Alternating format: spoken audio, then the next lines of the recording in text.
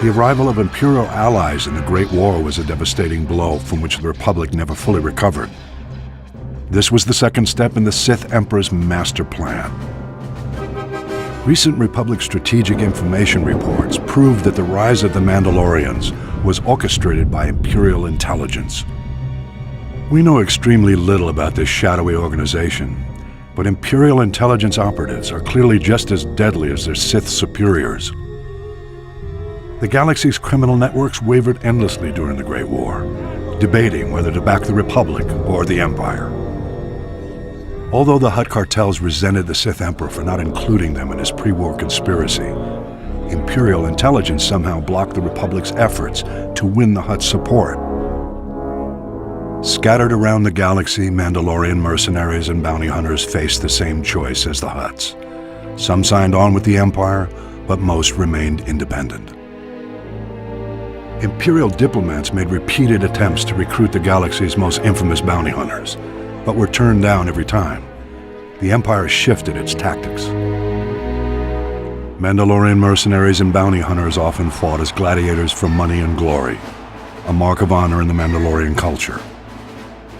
Imperial agents used this to their advantage, infiltrating the most prominent gladiatorial arenas in the galaxy as managers and sponsors, and even in some cases as gladiators themselves.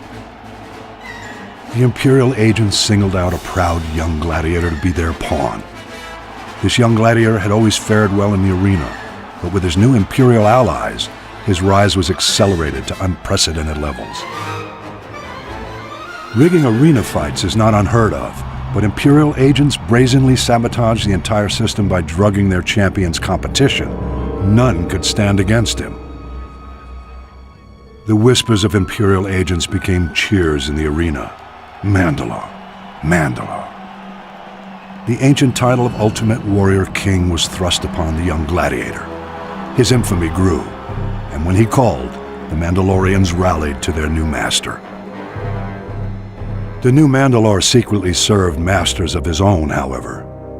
Imperial agents pulled their puppet strings, and the Mandalorian army blockaded the Hydian Way and challenged the Jedi.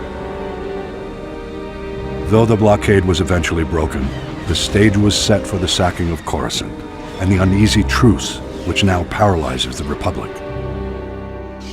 The Mandalorian-Sith alliance remains intact to this day. That could change if the original ruse was brought to light, but the Imperial Intelligence covers its tracks too well.